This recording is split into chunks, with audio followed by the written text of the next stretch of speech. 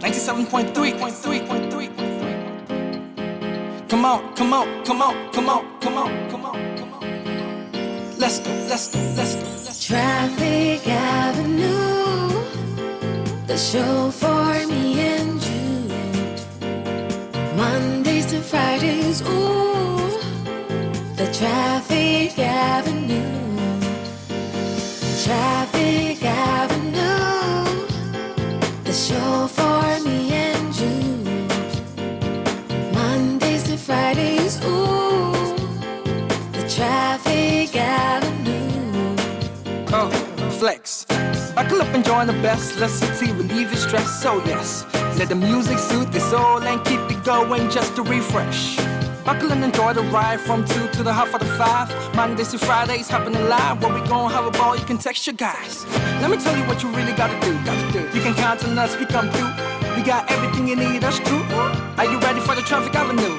Let me tell you what you really gotta do. You can count on us, we come through. We got everything you need, that's true.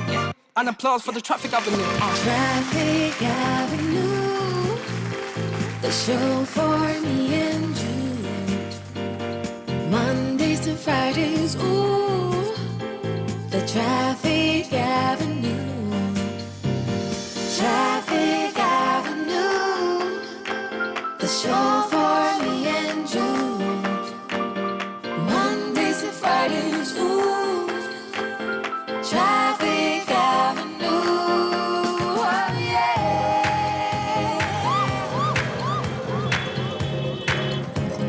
City 97.3. More variety. Eyewitness News. Be there as it happens. City News.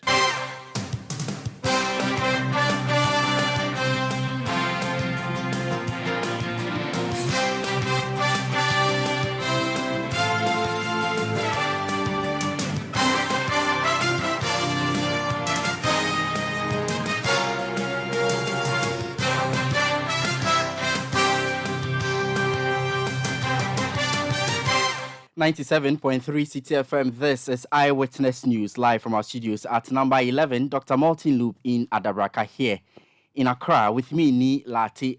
This evening, I'm here with Akosia Oche. In the next 60 minutes, James Jachikwesin's election as MP for Asin North, a resounding victory for the opposition NDC, but a wake-up call for the governing NPP. Tonight, we delve into the key lessons of the two parties after that crucial by-elections. Still on Eyewitness News, aggrieved customers of the defunct Gold Coast Fund Management Company intensify demands for probe into missing servers said to be in the custody of Iyoko. Also coming up, President Akufo-Addo pledges government commitment to making Ghana's ailing economy stronger, insisting that restoring the economy to full health remains a top priority of his administration. Stay with 97.3 City FM for more on these and other stories on Eyewitness News. And later in business, government admits potential negative impact of high interest rates on trade and industry amidst persistent inflationary pressures. That will be in the next 50 minutes with Akosia Oche for the top stories in the world of business. Eyewitness News is live not only in the national capital here in Accra, but across the country. We are live on a number of affiliates, including Premier 100.5 FM in Takoradi, Sky Power 93.5 FM in Takoradi, and Beach 105.5 FM also in Takoradi, all in the Western region. If you are listening to us in the Bono region, this is Greener 95.9 FM in Sunyani, Orange 107.9 FM in Kumasi in the Ashanti region. In the Eastern region, welcome to Right 90.1 FM in Somanya, Holy 98.5 FM in Naplao. In the Volta region, Dasuma 99.1 FM in Yendi in the Northern region, Word 88.3 FM in Zarungu in the Upper East region, and Bugli Radio 88.6 FM in Wa in the Upper West region. The show is also live on Facebook on City 97.3 FM and also on YouTube on CityTube. Eyewitness News is interactive. Tell us what you make of the stories we are bringing you tonight. Share your views and thoughts via WhatsApp on 0549 986 996. 0549 986 996. This It's Eyewitness News on 97.3 City FM. My name is Ni Lati here tonight with Akusua Ochri. Our first story this evening takes us to Asin North, the fallout of that by-election. We saw the NDC's candidate James Jachikwisin emerging victorious in that by-election. Akusua. Supporters of the National Democratic Congress, NDC, earlier today took to the streets of Asin North to jubilate over yesterday's victory. James Jachikwisin of the NDC, after yesterday's final declaration by the Electoral Commission, polled 17,245 votes, representing 57.56%, whilst Charles Opoku of the New Patriotic Party obtained 12,630, representing 42.15%. Supporters of the National Democratic Congress expressed satisfaction with the results, saying James Jachikwisin will bring the much-needed development. It's giving the government, Bawumia Ekufuado government, a very strong indication that 2024, whether they like it or not, we are going to win 2024. We are telling Ekufuado, Bawumia, Oforiata, that what they are doing to Mother Ghana, Asin North, we don't like. So the whole Ghana should look at Asin North, what they have done, and replicate it to 2024. We are going to win. They should bring Bawumia. We want Bawumia, and this we want Bawumia. And I'm telling you, we are going to get 99.9% NDC. Bawumia, Masa, we are serious. This victory, we are very happy. As you can see, today we are not going to sleep. We are going to enjoy. As they are doing their last rally, they took custom people to Asin North, knowing that they have the people. But we told them that what we are doing is not nice. Let the Asin North people come to your last rally. NDC 2024. Whether they like it or not, we are coming to power, my brother. The law, the Supreme Court cannot choose who should be our representation. So we told them already that NDC, if they wish, they should another by-election next month. The margin will be increased. It was 3,000 difference last election, now closer to 6,000 this election. They should try us next election, by next month or 2 months, that they want to fix. We are going to triple the victory of all NDC in Asin North. What do you people see Jachikwisin that made you vote for him? Jachikwisin is a humble guy. It's a person who wants to lead his people, bring development to the people of Great Asin North. Now, we had MPP who are not doing anything for this constituency. This man came from Canada, and as a premier, he gave the people of Asin North. Gradually, this man is delivering. This man is delivering. For the first time, the whole of Asin North, every community is having bombs. More than 1,000 bombs that he donated to the people of Asin North. This win, is it a message you are sending across to MPP?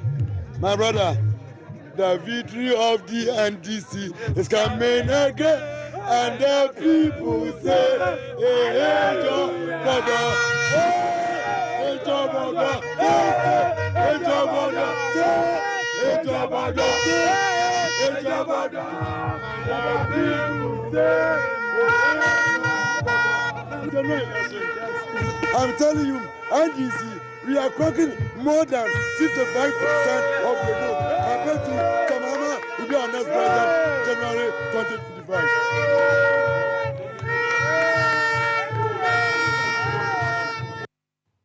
So those were sounds from Asin North, supporters of the National Democratic Congress speaking to City News. But meanwhile, supporters of the New Patriotic Party are optimistic that their defeated candidate, Charles Opoku, will come back strong in the 2024 elections. Honorable, what do you make of yesterday's elections? Well, from the results, I first congratulate the NDC and Honorable James Jachikwisin for that massive win yesterday. In fact, before the elections, we thought that looking at the grounds, Charles Opoku was going to give him a very big challenge. But the voters from Asin North had already decided. So from at the end of the coalition, when we heard that Honorable James Chikwesin had won a lot of polling stations in Breku, then we saw that he had already won. So that was it.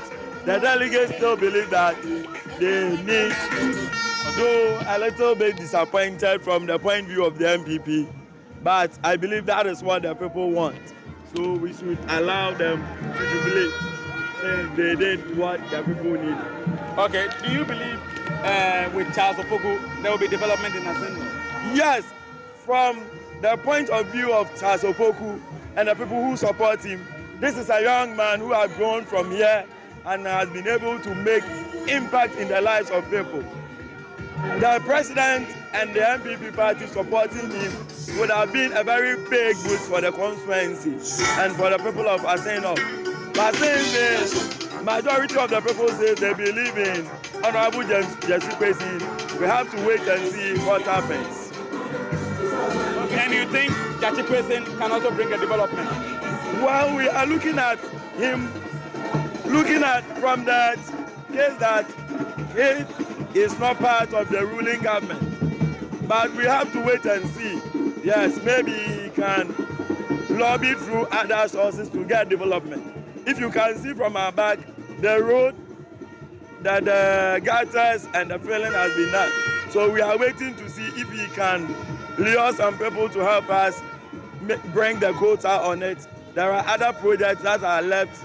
We are waiting to see if he can also go and lobby or use his own means to help develop Asin North and Asin Breku. Those were supporters of the New Patriotic Party in Asin North. Also, the executive director of the Africa Center for Parliamentary Affairs, Dr. Rashid Rahman, says the circumstances surrounding James Chikwesin's trial may have helped him with his victory. I think we saw the people standing very firmly with the honorable member. So for me, perhaps it sends a message to our legal authorities. I mean, I know we have to uphold the constitution. Mm-hmm. We have to uphold the law. But the lawyers will say sometimes in the application of the law, there is some element of common sense that is called jurisprudence. So I don't know whether the outcome is going to affect the legal processes, but the people have spoken, and I think that must not be discounted. Okay. Doc, in your estimation? So that was Dr. Rashid Rahman, the Executive Director of the Africa Center for Parliamentary Affairs, speaking to City News' Charles Ozukumi. Well, this is still Eyewitness News on 97.3 City FM. The big story, the aftermath of the by-election in Asin North, we've heard from NPP supporters and as well as the NDC supporters talking about their resounding victory, and also the Executive Director of the Africa Center for Parliamentary Affairs. Let me now bring in a representative of the New Patriotic Party. We've been joined by the Director of Communications of the party, Richard Anyagba. Good evening to you, sir. Thank you for joining us on Eyewitness News. Thank you very much. Well, Mr. Anyagba, the NPP, ahead of this particular election, we were made to understand shared money. You also fixed roads among other projects that you undertook in the constituency. In fact, you took the whole government machinery, including the president himself, the vice president, among some top government officials. In fact, you also looked down on the NDC parliamentary candidate, yet you lost in that election. What happened? Thank you very much. I'm not sure if I heard the last part of your statement. We looked down on the NDC candidate. Yes, because you thought that your parliamentary candidate was peerless. Okay, so I don't follow that part of your question. But generally, the by-election, as you know, I think I want to thank you, CTFM. I think your people were on the grounds and all the media that was present, covering this and giving Ghana the opportunity to follow what was happening in Asin North. And I think I thank you much for that. The good people of Asin North, they've been very receptive. They supported us, and we were with them for a long period of time before this by-election. So we thank them very much, and any other groups that came in there from our side or other stakeholders who came there. I think it was a good exercise. It was good for democracy. And in the end, I think that the victory of the NDC is largely a product of sympathy, not necessarily that the NDC is the hard choice of the people of Asin North. And I think at that point needs to be made. I see, but Mr. Hagba, if you say that the victory of the NDC is actually as a result of sympathy voting, are you not also admitting that it could be as a result of the poor economic management brought on by your own government? Not exactly. So at the point, maybe you'll come to understand later. If I tell you the NDC's message in Asin North, the NDC came to Asin North with a simple message of one, seeking to advance or appeal to sympathy for their candidate. And the message is one, that the New Patriotic Party is persecuting James Equation and not the law that is dealing with him. So those are two different things. There's a false representation of the fact of the matter, and that false narrative created a situation where almost as if it incited the people against the party and government to say that intentionally, somehow, the equation has not done anything wrong, and the government just out of its own desire, or the party out of its own desire, says that remove him. And that we know is false, but that false narrative worked for them. And I don't know the morality of it. We can have the conversation about that later on, because we know, and you know, that it is not true that a New Patriotic Party just set out to remove him from Parliament without cause. There is cause based on his own false representation or declaration when he filed. And so that's the first message. And that message, the goal is to appeal to people's emotions and incite them against government. That why would you want to persecute somebody? And you saw him himself speaking to say he sacrificed himself to protect or to save Asin North, when in fact he is the cause and not the victim. So that message worked for them, even though it's false and should not be encouraged. And there's another false narrative the NDC pushed again, and also the purpose of that is to incite the people against government and the party, which is that the New Patriotic Party is seeking to remove Equation from Parliament to give way for the passage of an LGBTQIA law that will legalize it in Ghana. Entirely false, completely false. Completely unacceptable message, but that's what the NDC took there. Another false narrative that it pushed, one I could actually just point out to you, to say that, our candidate was a Galamsey candidate, and a lot of falsehoods was what the NDC was writing on. And the motive is essentially to appeal to emotion, make Mr. Equation appear a victim, one that is being chased by a government, and that the tendency of people to align with that kind of message is high. And so that's what really carried the day. And I think that we can have a conversation going forward about the acceptability of that false messaging in our political system. But somehow, that's what the NDC did, and they carried the day.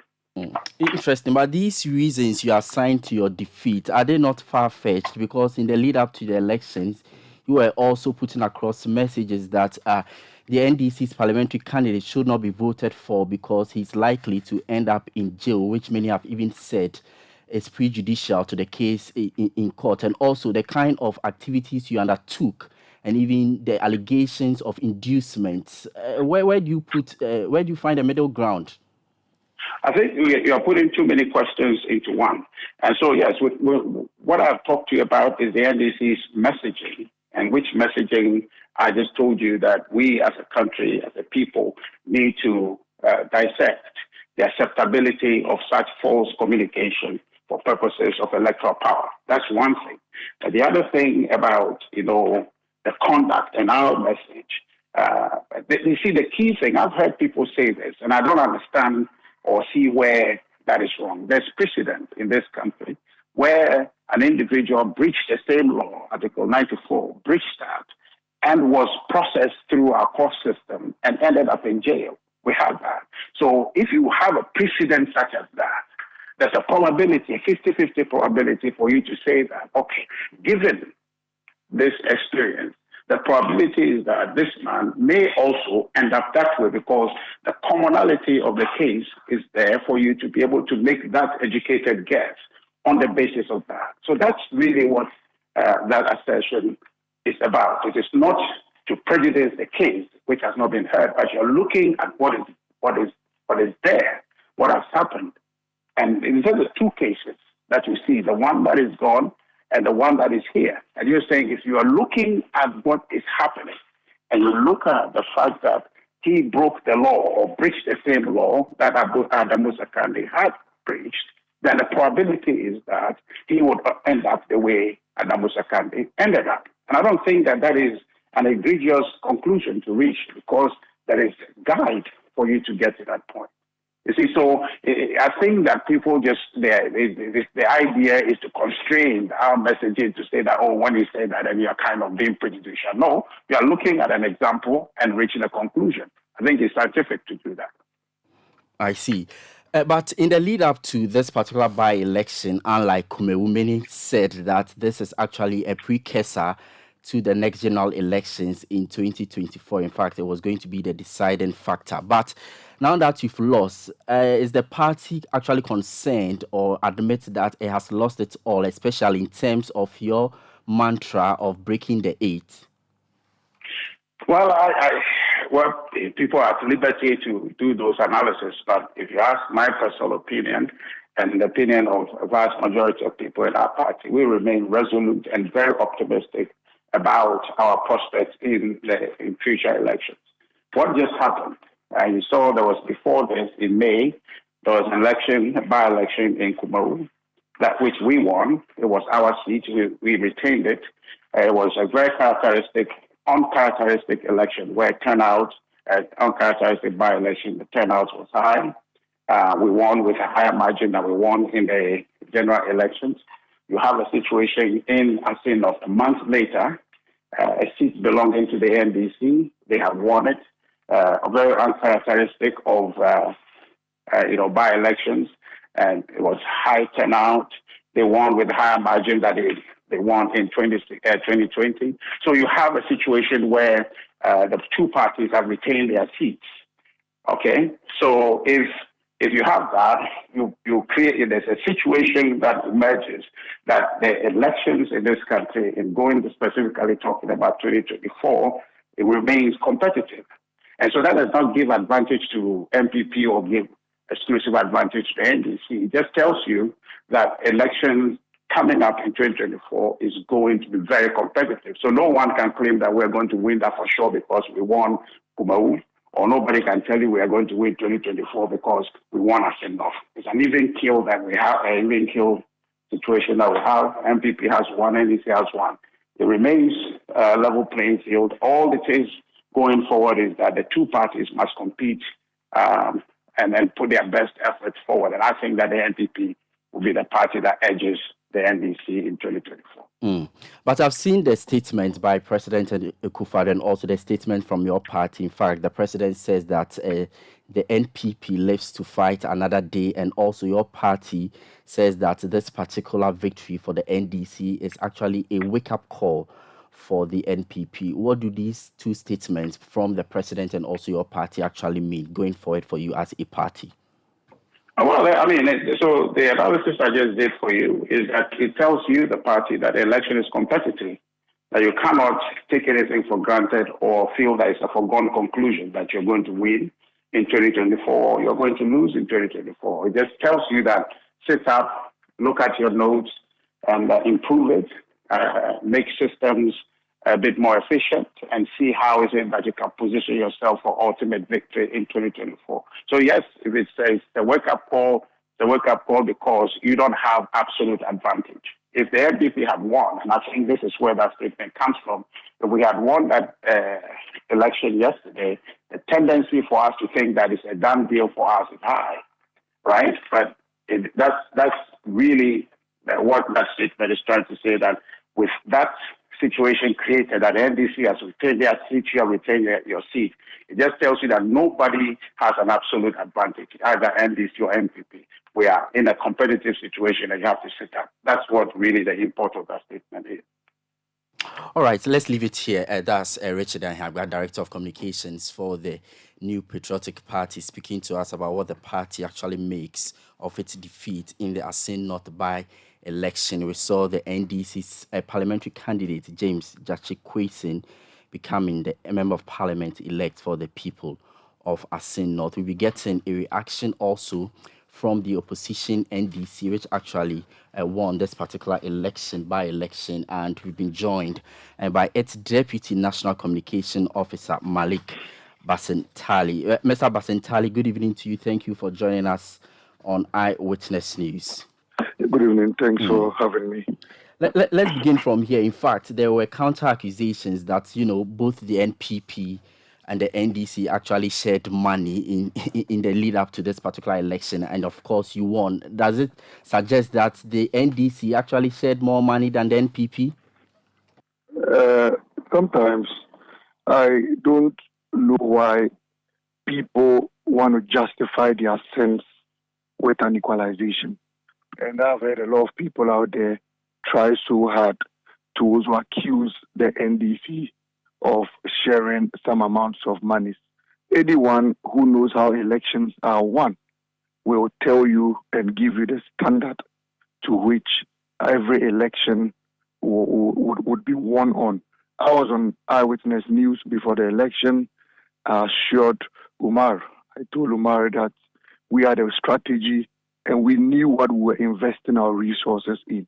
We knew how we were going to win the election, and we had a clear strategy to how the Asin North election was going to be won. I again said on this same platform that even if the MPP decided to share human parts or give free visas to heaven, we're still going to defeat them landslide, and we're going to defeat them with a margin that was more than what we did in 2020. We knew what we were talking about. We knew what we were doing. If it was about sharing goodies, trust me, my brother, the NDC wouldn't have gotten 1% in that particular elections. But because they do not understand electoral processes in this country, because they do not understand how elections are won in this country, because they do not understand how to genuinely go into an election, identify the location of the election, and determine what strategy to use in that particular jurisdiction, I knew they were on a wrong spear. I knew they had misfired. I knew they were going to lose woefully. I knew they were going to waste a lot of state resources. And at the end of the day, they were going to go back to their drawing boards, crying, accusing each other, and then blaming themselves for their own negligence and ignorance in electoral processes in this country. So I can confidently see that the NDC did not share money.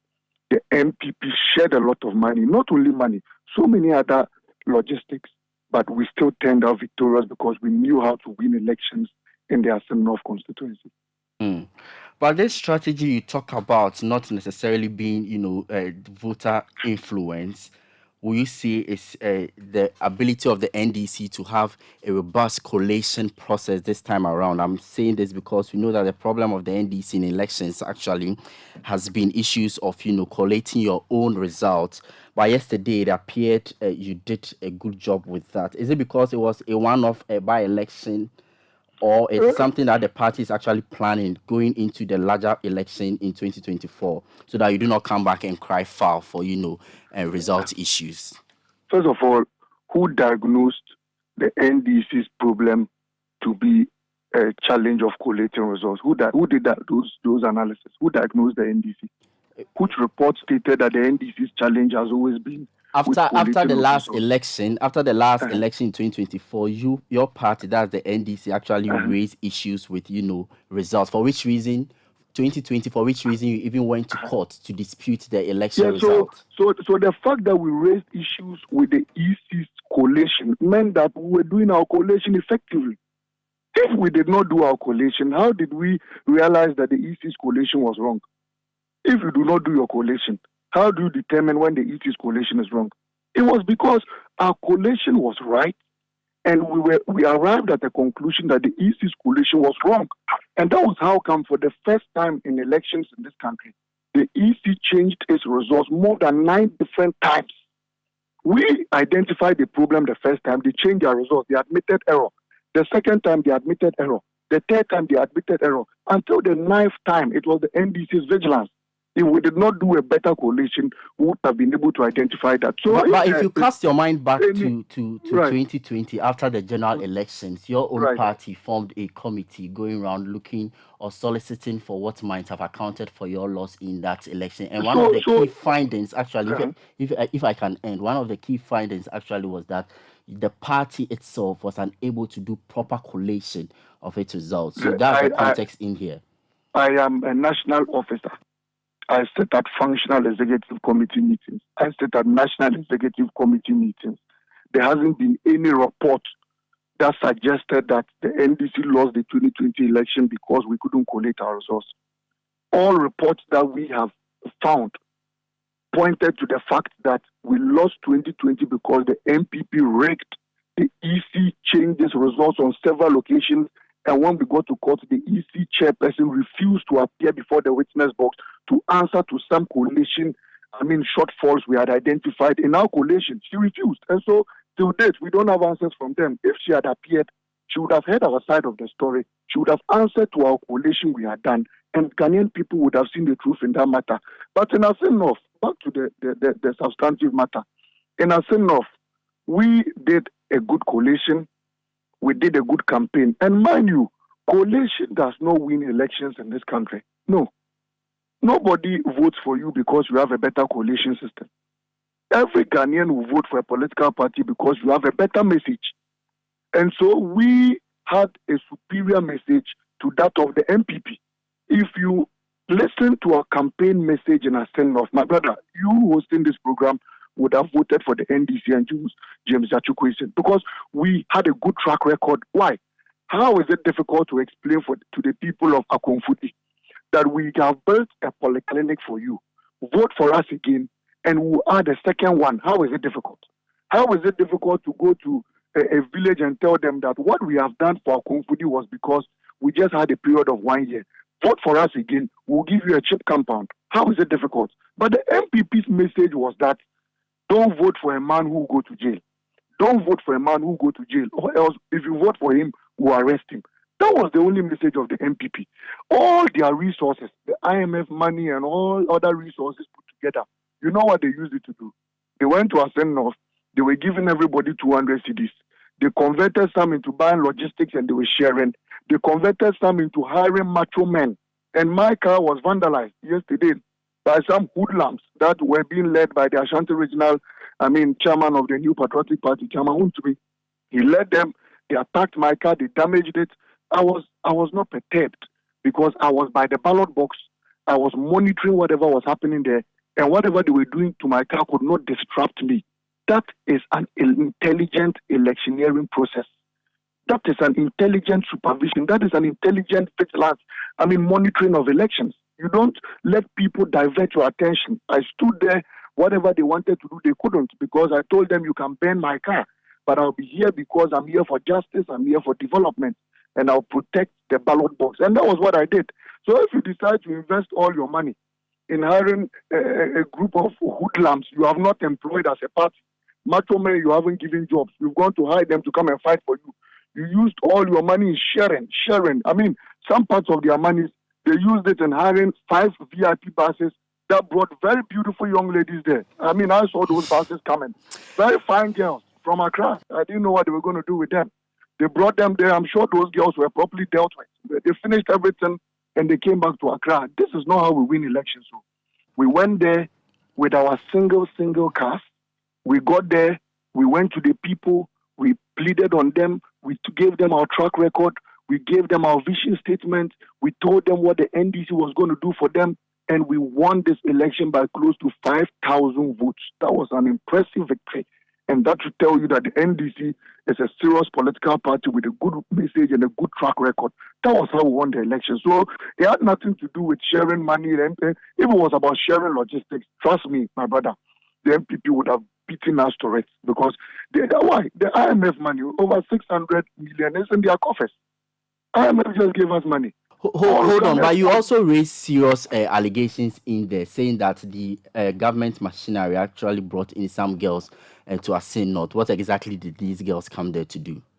You can call Chairman maybe Nanabi and ask him. I saw them. You are making the allegations, so you have to because prove. I'm telling you that I saw 5 buses loaded with fine MPP girls.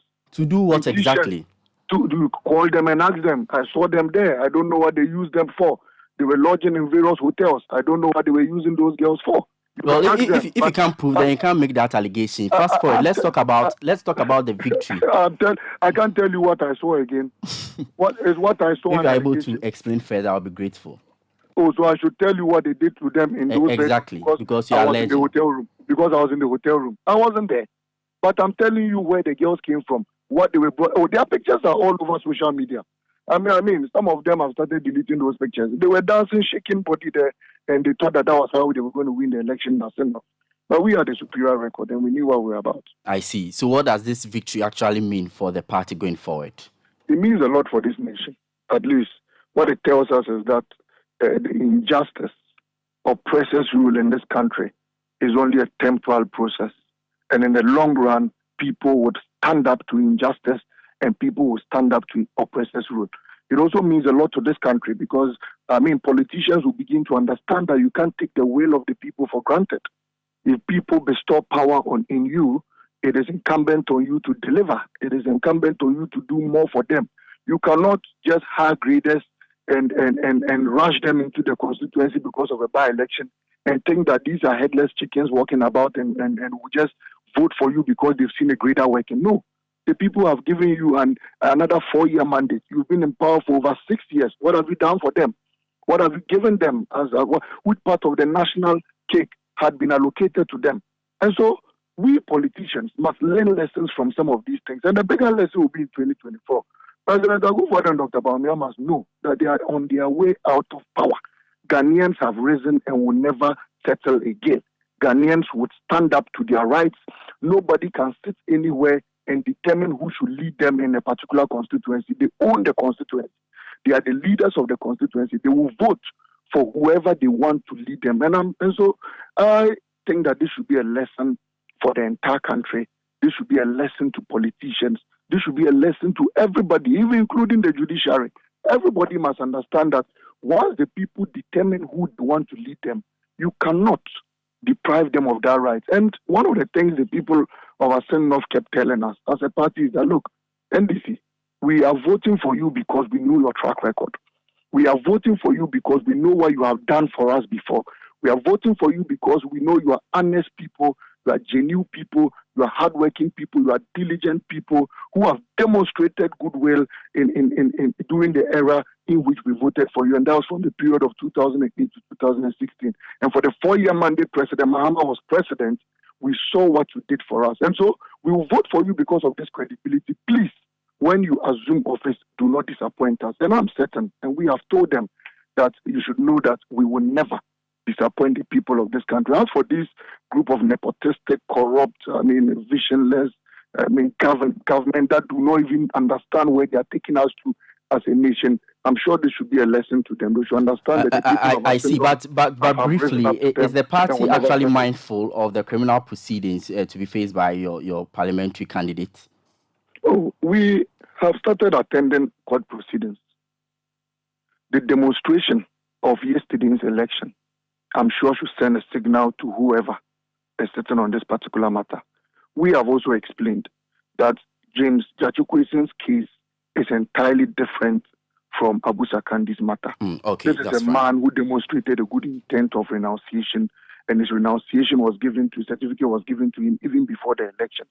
We are confident that even with all the judgments that have been passed, because the President of the Republic himself, who is a lawyer and we think should know better, has passed judgment on this man. He stood on a campaign platform I don't want to use very harsh words, but I think that moving forward, there are things we shouldn't encourage.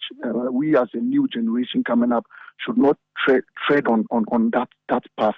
You don't stand on a platform and pass judgment on a man who the Constitution has proven innocent, who the Constitution states that is innocent until proven guilty. All right, Malik, let's leave it here. We think that, this case is dead on arrival, and we look forward to whatever is going to happen. On the side, we thank everybody. We thank the rank and file of the party. We thank the very good people of Asin North for reposing this confidence in us. We can assure them that we will never deceive them. We would never let them regret this decision and this honor they've bestowed upon us. To the MPP, maybe they can think of where to invest their money next time and not investing it in macho men and some fine girls and bosses to Asin North. Okay, very well. But I just want to bring to your attention an interview your General Secretary actually granted to us here on City TV. And then I want to read excerpt to you. In the last few elections, that did not go too well. Our main problem was that we simply failed to collate our own results. In 2020, that was a massive issue. We simply could not do that. So that is in reference to the issue of Fifi Avikwete, your General Secretary. But we want to leave it here. To collate our results. Yes, exactly the words he said on. So maybe when you go to your National Executive Committee, as you said, you sit on, they will be able to look at this issue. But back at the Salah too, you'll be waiting for our goat and Salah food here in the studio. You have not collected your good from the people who are sharing IMF money. You want to collect it. Well, let's leave it here. Thank you so much. Grateful, bro. That's Deputy National Communications Officer of the National Democratic Congress, Malik Basintali, speaking to us then.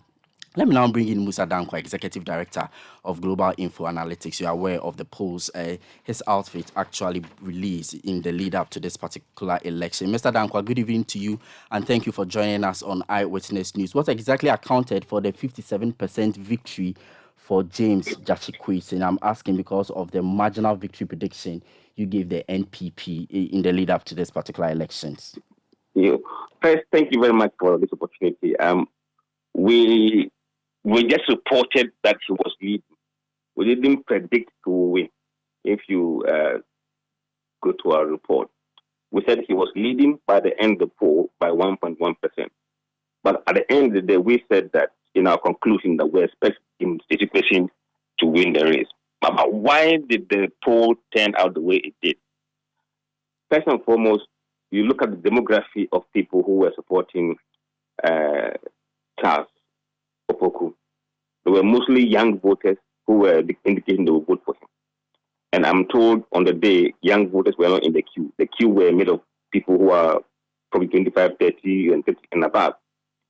So if you go into an election where your supporters said they will vote for you and they didn't show up, you will lose.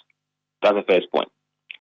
Now, the second point was that there were a chunk of people who were undecided, 6.9%, who originally came from Charles when he was leading 57 to 38% in the first poll that we did. Once voters desert you and move into the column of undecided voters, they are highly unlikely to come back to you. So what we believe happened was that those voters ended up voting for Charles, and that significantly impacted on the numbers that he had. So you could say that Gyakye won the people who were undecided, most of them, and then Charles lost ground to Gyakye on the basis that his demography didn't come out to vote. And so the point in simple terms would be that the 6% undecided people actually turned things around for James Gyakye. Is that the point? Yes, in a big way, yes. And in terms of James losing ground, that was manifested even in the MPP stronghold of Kushia and even Brinku, where they were hoping to win and they didn't win in Kushia. So those were the reasons why James outperformed the poll numbers quite spectacularly. But in your earlier analysis, you also said that the poll showed that a majority of the NDC voters were actually going to vote for James Gyakye because of the court cases actually facing. So is the point also to just suggest that? No, what we said was that we didn't see majority of the NDC were going to vote for Charles. We said that 57% 47% of our voters in the constituency were planning, they said they intend to vote for Charles, and then the rest were voting for James. However, 47% of people who said they were voting for Charles were doing so because they were scared away by the court case. Those were not just NDC people, they were people from all party blocks. Okay, but my substantive question actually is that is the victory of James Jashikwesin simply because of the sympathy vote that many have actually said, or a reflection of the poor performance of the NPP? If you look at your own assessment after the results were declared, what will you see? No, I mean, to be very precise, you need to do an exit poll. But what you could say is that it was a combination of factors. One, the perception that they are persecuting the Chikwesi was a factor. Two, the fact that they left development projects late and they hurried to come and do it just as they did in Kumau. That was a factor. And then another factor was the sheer opulence and the sprinkling of money in the constituency made some people very angry. All right. Thank you very much. That's Musa Dankwa, Executive Director of Global Info Analytics. This is still Eyewitness News on 97.3 CTFM with me, Ni Latte here tonight with Akosia Ochiri 10 with more stories. Be there as it happens. You know, Papa, see that? And it's rickety car. Hey, Papa! Bobo, so how's your engine now? It is half man, half amazing. Thanks to Quartz and you can't feel better energy. Can't touch this. Actually, guys, so Sancho's engine just died like that? Yes, so somebody managed to convince him that there is a better engine oil than Quartz, and he switched. Sancho Panzapa. Now, which engine oil can be better than Quartz? No other, my guy. Quartz with its age-resistant technology, it keeps your engine younger for longer. Now you know. Have you guys seen the new bottle design? It's superb. Quartz 9000 from Total Energies there improves fuel efficiency. Why do you think Mr. Mane and Logoso have taken the Quartz Nation movement World Cup like that? Sorry. Quartz. Keep your engine younger for longer. For Pepsodent, smiles are one of the most important things we have. The problem is, globally, 1 in 2 children suffer from cavities.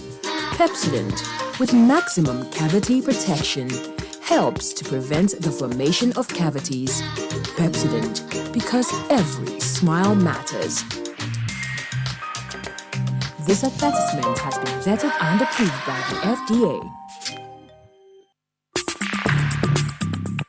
Let your voice be heard on Eyewitness News on Facebook at facebook.com/City97.3, Twitter at twitter.com/City973, and Instagram at instagram.com/City973 with the hashtag Eyewitness News. Welcome back. Thank you for staying with us here on Eyewitness News. Let's bring you one of our top stories involving, the Gold Coast customers on the missing server at Iyoko. The aggrieved customers of Gold Coast Fund Management want an investigation into the Economic and Organized Crime Office for their inability to produce a server needed for an ongoing court case. Now, the server, which belongs to the fund management company, contains a backup data of its investors and was confiscated by the Iyoko after the company's operational license was revoked in November 2019. Charles Nyame is convener for the aggrieved customers of Gold Coast Fund Management. He joins us on Eyewitness News. Mr. Nyame, how concerning is this disappearance of the server to you as a group? Thank you very much. I would like to just extend greetings to your listeners and every customer of Gold Coast Fund Management. It is a very great concern to we, the customers of Gold Coast Fund Management, in a sense that as we speak now, our payment has been 5 years now delayed, and the government has conditioned the payment of our locked up funds to a successful securing of the liquidation order in the court. Now, on the liquidation case, we have reached a point where the judge has ordered that the server, which belongs to Gold Coast Fund Management, which was confiscated by the Securities and Exchange Commission through IOCO, should be granted access to the Gold Coast Fund Management lawyers for certain data, which is investment files of clients, so that they can reconcile the figures which the Register General Department has brought to the court as a debt owed customers. And to our utterly dismay, last week when we went to the court, that is on the 21st of June, the Register General Department lawyers came to report to the court that upon their effort to reach out to the IOCO for the server and its contents, the response they got from IOCO is that this server, worth over 3.5 billion, its content, has lost or they cannot locate it. And it is a great concern because the more the case delay, the more our payment delay. What we are saying to the government is that we want an immediate investigation to be opened against the dealings of this IOCO, because IOCO is not a wayside chop bar where records cannot be kept, like when the server was taken, where it was taken to, who was given order to be in charge of the server. So if they say they can't locate the server, then I think their structure must be open to investigation. And we are calling on the government to give order to the IOCO to submit the server to the court at its next adjourned date, which is on the 3rd of July. We are also calling on the government that now that the server, which is in the custody of the government, has gotten missing by the government, then the government has no grounds to hold our payment to ransom to any condition of secure liquidation order from the court, because it is clear that the government actions and inaction is deliberately delaying the liquidation process. And for 5 years now, we can't wait any longer. Therefore, the government should advance payment through the already approved bailout package from the parliament, and also the government can advance payment from the stability fund, which is 15 billion set to support struggling financial institutions. So, two quick things. You want an investigation into the disappearance of this server you are talking about, and also because you say that the disappearance is actually because of quote-unquote IOCO or government negligence. Government should not subject the payment of your locked up funds to, any liquidation process. But have you triggered any process? Who do you want to do this investigation, and what steps have you taken to ensure that the matter is probed into?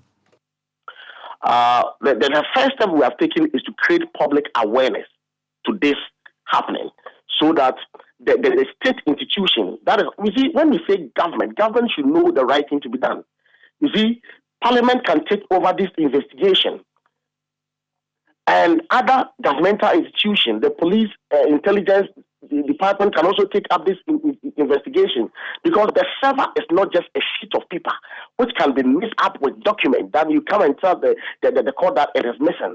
So we want the government to open the whole structure of IOCO to investigation, because we are seeing this as a deliberate ploy of the government, because this server has not missing. How? Because it is this same server that PwC used it to validate our claims, which they are still ongoing validating claims. So what data are they using to validate the claims? It is just a deliberate ploy for the government to buy time. And if the government so wish to buy more time, people are dying. Over 800 of our customers who are pensioners are dead and gone. And we are still counting. And how long must people work hard, support this nation, think of this nation, invest their money into the nation's financial sector, instead of saving it offshore, as some politicians are doing? And at the end of the day, you bring a policy which is a financial cleanup policy, which you promise that this policy is coming to help and prevent the loss of investors' investment and deposits. And at the end of the day, we rather lose everything for 5 years. Business have collapsed because their source of capital, which is investment, has been locked up for over 5 years. People education have been halted because the very money that their deceased parents left for them are in the locked up fund for years now. People cannot go to school. What kind of country are we in? Mr. Nyame, well, I understand the concerns you are raising, but we also try to get answers from IOCO, and our sources there tell us that in fact the server has been presented to you as a coalition What's your response to that? He said that the server has been done what? No, the server has actually been given to Gold Coast. Yes, and that you, the members of the coalition, are not in the known. For which reason you are raising these concerns? Have you tried to seek answers to, authorities of the defunct company? Listen to me. We are not basing on hearsay. We are talking about proceedings that went on in the court of competent jurisdiction, that is Accra High Court, Commercial Court 6. This is a report that just to be clear, one point. Have you been able to seek, answers from management of the defunct company? Because Iyoko says that they've handed over the server to managers of the defunct company and not you as customers of the company. No. There are two different issues. We did not request it for the server. It is the court that requested, gave order that the server, content of the server should be granted access to Gold Coast Fund Management. And Register General Department lawyers representing the government came to the court and reported to the court that the server that the court has requested, that its content should be granted access to Gold Coast Fund Management upon their consultation. I get that, but I'm just asking, have you sought explanations from management of the defunct company? That's the point I'm trying to, The lawyers of the defunct companies were in court, and the rest of officials of the company were in court, and they were even taken aback on this revelation. That's okay. We'll see how this particular one unfolds in the next adjourning date. But thank you so much, Charles Nyame, convener for the aggrieved customers of Gold Coast Fund Management Company. And Akosia will tell us some more stories. Yes, President Akufo-Addo has reiterated his government's willingness and commitment to working to bounce back the economic gains of the country. Ghana's economic fortunes have been taking a nosedive in recent times, with government seeking a $3 billion IMF bailout package. Inflation rates have been high, with the cedi losing its value against other major currencies. Despite attributions of the situation by government to the COVID-19 pandemic and the Russia-Ukraine war, many stakeholders have called for drastic measures to be taken to change the narrative. Speaking at the Eid prayers held at the Independence Square to mark the celebration of Eid al-Adha, President Akufo-Addo gave assurances of his government working assiduously to bring the economy back on track. I'll be remiss if I did not talk about the economic circumstances that beset our country in the wake of the COVID-19 pandemic, whose effects have been exacerbated by the Russian invasion of Ukraine. Even so, this government has continued to stand by its major policy commitments. We've continued to keep the lights on. We've continued to provide free SHS education. We have continued to ensure drone delivery of critical medicines to needy and remote communities. We have continued to keep the operation of the Zongo Development Fund. We've continued to build new roads and repair old ones. We've continued with our one district, one factory policy and the program for planting for food and jobs. It is this attitude and commitment by government that have enabled our nation to obtain an IMF program in record time. We're beginning to navigate the turbulence, with our economy growing by 4.2% in the first quarter of 2023. The currency has seen some stability lately, and through the Gold for Oil program, we've seen the stability in the prices of petroleum products as well, all of which are helping to bring inflation down. Things are getting better, and will get better, I can assure you. In the spirit of Eid, I ask you to continue to support the government, your government, to deliver the needed progress and prosperity that we all see. You heard that, President Akufo-Addo. There's still Eyewitness News on 97.3 CTFM. My name is Ni Lati here tonight with Akosia Ocho. Next is business, after which we'll bring you a repeat of today's on-air series of the City Business Festival with William Neti, head of agribusiness, speaking to us on financing opportunities for agribusiness. Do stay tuned in. Eyewitness News. Be there as it happens. Passengers, mama me 2 minutes per why? Neighbor Cecilia. Oh, driver, we cross it down. Driver, you can't do this in London. Oh, English, madam. We dear Mr. 1 minute per why?